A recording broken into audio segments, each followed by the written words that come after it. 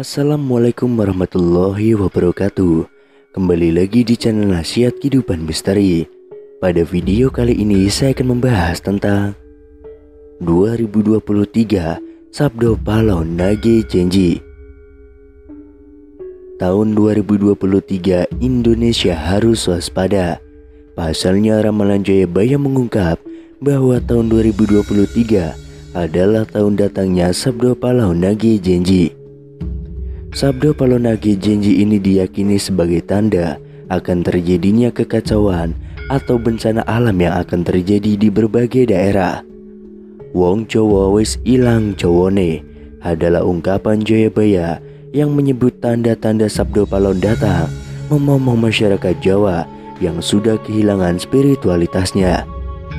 Berdasarkan ramalan Jayabaya mengungkapkan bahwa masyarakat Jawa menunggu datangnya masa Sabdo Palon Nage Janji. Kemudian kekacauan merajalela di mana-mana. Tercatat dalam ramalan Jayabaya, dalam serat Sabdo Palon Pupuk 4, bersumpah akan muncul kembali sebagai pemomong tanah Jawa setelah 500 tahun runtuhnya kerajaan Majapahit. Apabila dihitung 500 tahun dari kerajaan Majapahit runtuh pada tahun 1478, maka ramalan datangnya masa Sabdo Palon Nage Janji jatuh pada tahun 2020 hingga tahun 2023. Pertanda meletusnya Gunung Merapi yang dijelaskan dalam Pupuh 5 dalam serat Sabdo Palon yang berbunyi, Kulo damel pratondo, pratondo tembayang mamihar di Merapi yang jeblok mililahar, lindu peng pitu setino kaline banjir bandang, yang artinya saya akan membuat pertanda sebagai janji teguh saya. Apabila Merapi sudah meletus mengeluarkan lahar dan terjadi gempa bumi 7 kali dalam sehari serta banjir bandang akan datang. Kemudian dalam serat Sabdo Palon Pupuh 13 disebutkan akan ada ombak munggah daratan yang artinya merujuk pada sebuah bencana tsunami. Berdasarkan Pupuh 11 dalam serat Sabdo Palon disebutkan panggeblo ingkang pinangkung lelorong ombro-ombro enjang sugeng sonten praloyo, yang artinya akan datang wabah mengerikan merajalela di mana-mana. Paginya orang-orang masih hidup, sorenya banyak yang mati. Selain itu, akan ada juga kejadian sosial di mana perpolitikan akan memanas di tanah Jawa sehingga Indonesia menjadi carut-marut. Hal tersebut lantaran adanya egosentrisme dan eksploitasi yang semakin parah. Disebutkan juga oleh Sabdo Palon bahwa moral masyarakat Jawa banyak yang rusak. Dalam ramalan jangka Jayabaya bahwa masa Sabdo Palon Nage Janji ini akan terus menimbulkan kejadian alam dan sosial yang bakal terjadi secara terus-menerus hingga tahun 2056 berdasarkan waktu yang sudah diperkirakan. Tidak hanya tentang wilayah Pulau Jawa yang disebutkan oleh Sabdo Palon dalam ramalan jangka Jayabaya, tapi masa Sabdo Palon meliputi satu Nusantara atau Indonesia. Itu artinya dari Sabang sampai Merauke diramalkan sama-sama akan mengalami kejadian bencana alam dan sosial yang sama. Datangnya rentetan peristiwa tersebut akan terjadi secara beruntun atau silih berganti dan tidak menentu.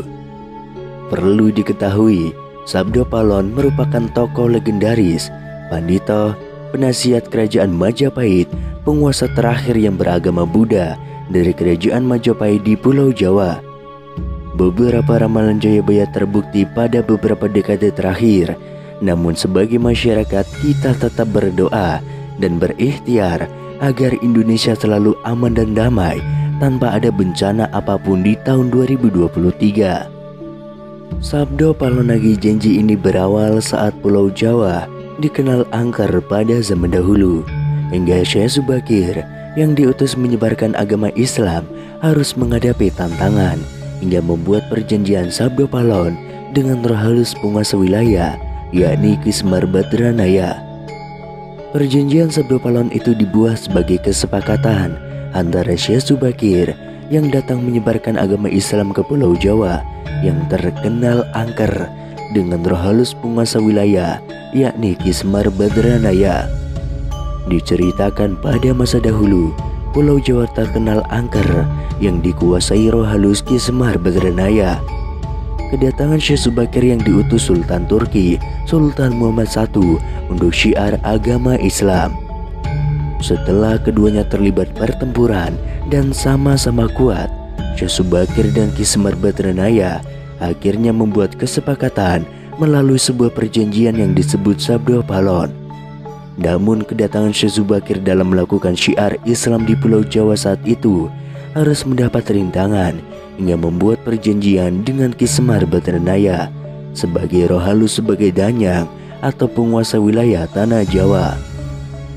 Syekh Subakir dikenal sebagai orang yang berhasil menumbali Pulau Jawa yang terkenal angker dan wingit pada dahulu kala. Saat itu, Sultan Turki, Sultan Muhammad I mendapatkan petunjuk untuk melakukan penyebaran Islam di Pulau Jawa, sebuah tempat di tanah Jawa yang dalam pengaruh magis begitu kuat.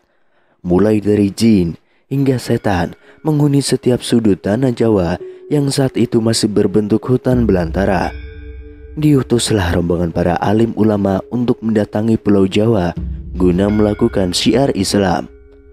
Namun alangkah terkejutnya Sultan Muhammad I karena hampir seluruh rombongan tersebut tewas akibat perbuatan para lelembut penduduk tanah Jawa yang tidak mau menerima ajaran Islam. Namun petunjuk harus dijalankan, sehingga utusan berikutnya dikirim ke Pulau Jawa yang angker itu. Sosok utusan itu terkenal alim, ahli ruqyah, memiliki kemampuan untuk berinteraksi dengan dunia gaib. Bahkan sosok ini memiliki keahlian dalam membabat tanah yang angker.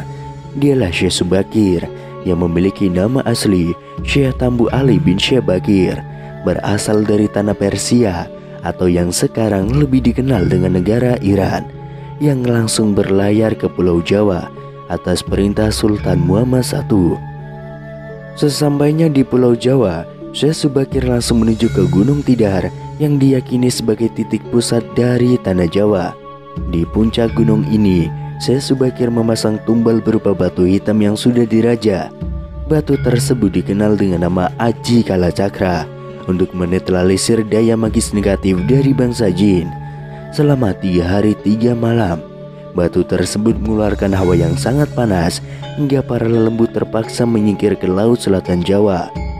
Kejadian itu kemudian sampai mengusik ketenangan Ki Semar Badranaya, sang danyang tanah Jawa yang selama ribuan tahun khusyuk bertapa.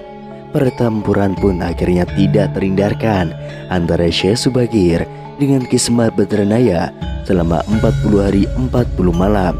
Namun selama pertempuran itu keduanya sama-sama kuat, sampai akhirnya Ki Semar Badranaya menawarkan perundingan kepada Syekh Subakir, yang mana menghasilkan sebuah kesepakatan perjanjian yang dikenal dengan sebutan Perjanjian Sabdo Palon, yang kemudian dikenal dengan Sabdo Palon Nagi Janji.